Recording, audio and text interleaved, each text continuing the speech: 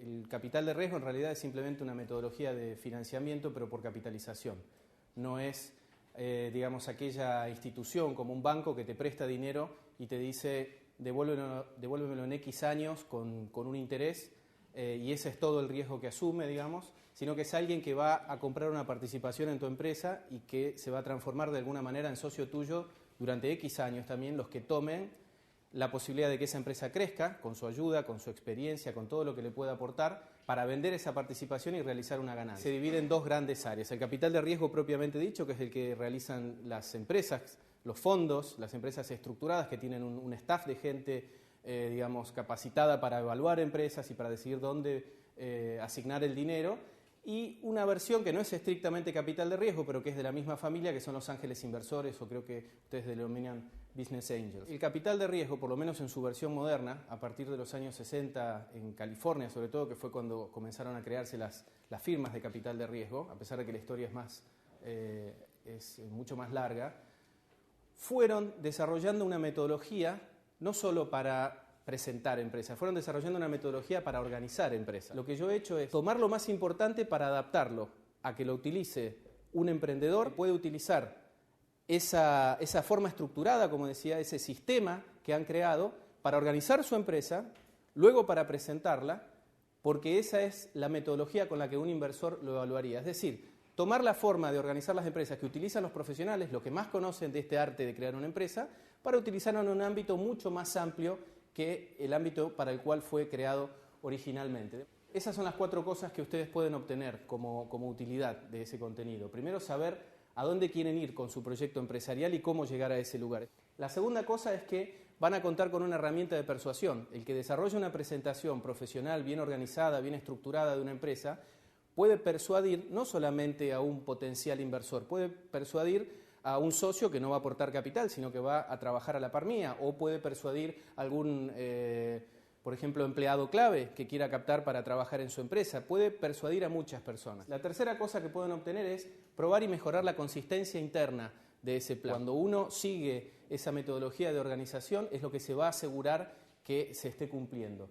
Y el cuarto elemento es que uno puede usar esto para argumentar y para mejorar la originalidad del plan. Mientras más parecido sea nuestro proyecto a muchos otros que hay en el mercado, mayor competencia y en momentos, digamos, donde la demanda no abunda, podríamos decir, o está en retracción, eso puede ser mucho más negativo. Los inversores lo que suelen esperar es que uno les cuente, no una historia de ficción, no un cuento, pero que les cuente en términos prácticos qué han ido a escuchar, cuál es la utilidad para ellos de eso que han ido a escuchar, y dónde está la particularidad del plan de negocios que uno o del proyecto empresarial que uno les ha ido a presentar. Y esto tiene más similitudes con el tipo de comunicación que se utiliza, por ejemplo, en los medios de comunicación, en el ámbito periodístico, que con el tipo de comunicación que se utiliza en el ámbito académico. El inversor puede recibir 40 o 50 planes de negocios por día, tiene muy poco tiempo, está apurado, a veces está cansado, y uno tiene muy pocos segundos para captar su atención y pocos minutos para sostenerla. Entonces, esto se trata no solo del contenido, que tiene que ser bueno, que tiene que ser consistente, que tiene que ser original, sino la forma en la que lo presentamos. Y la forma es mucho más parecida a organizar un relato, a organizar una presentación como se hace en un medio periodístico, que como uno lo haría en un informe técnico. Yo tengo que contarle la conclusión a la gente arriba, en la primera parte. Tengo que comenzar por el final, contar el final de la historia. Y recién después voy a justificar en el desarrollo de la nota por qué dije lo que dije al comienzo. Si no capto la atención con el final de la historia al comienzo, pierdo la atención. Cuando uno está frente a un inversor sucede exactamente lo mismo. Cuando un inversor se enfrenta, digamos, a un emprendedor, está esperando determinado tipo de información.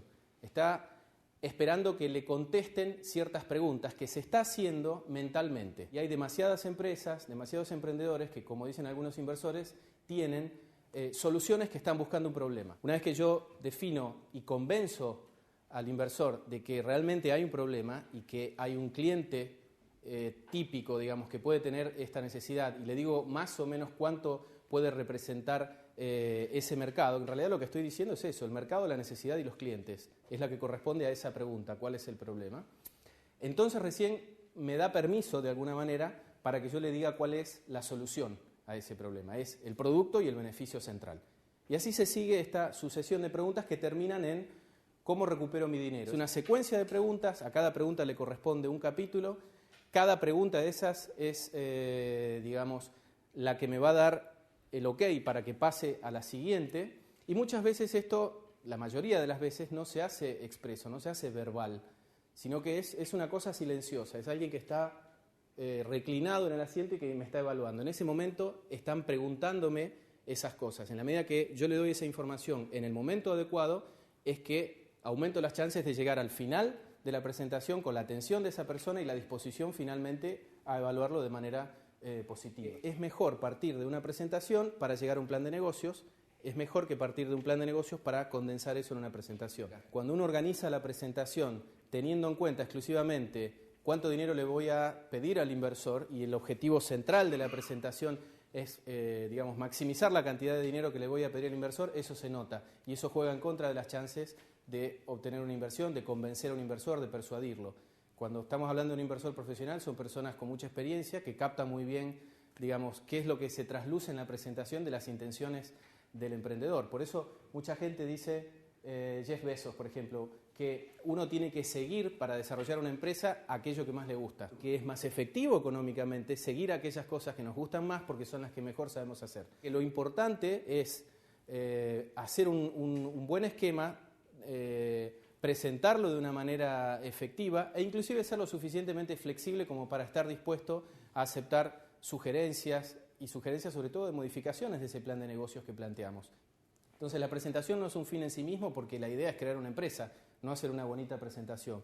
Muchos inversores eligen a favor de empresas que ya están funcionando, aunque sea, digamos, con poco capital y con poco tiempo, pero el emprendedor ya se ha animado a comenzar la empresa aún antes de recibir el dinero. No está buscando un salario, está buscando poner en marcha la empresa. Los inversores lo que están viendo no es solo analizando un proyecto, están analizando a la persona para saber si esa persona es alguien con quien yo estaría asociado un número de años. Es importante que vean en nosotros una persona honesta, una persona confiable y una persona suficientemente flexible como para saber aprovechar la experiencia que tiene ese inversor, que generalmente es mayor, y estar dispuesto a hacerle modificaciones a nuestro proyecto. Por más importante que sea todo esto, la ejecución es lo que hace la diferencia. Y dicen muchos, prefiero una idea mediocre con una muy buena ejecución que una idea brillante con una ejecución mediocre. La medida del éxito de la presentación de la empresa y de cualquier cosa que uno se proponga es la fe que uno tenga verdaderamente en ese proyecto que va a presentar. Uno no puede vender algo que no haya comprado primero uno mismo.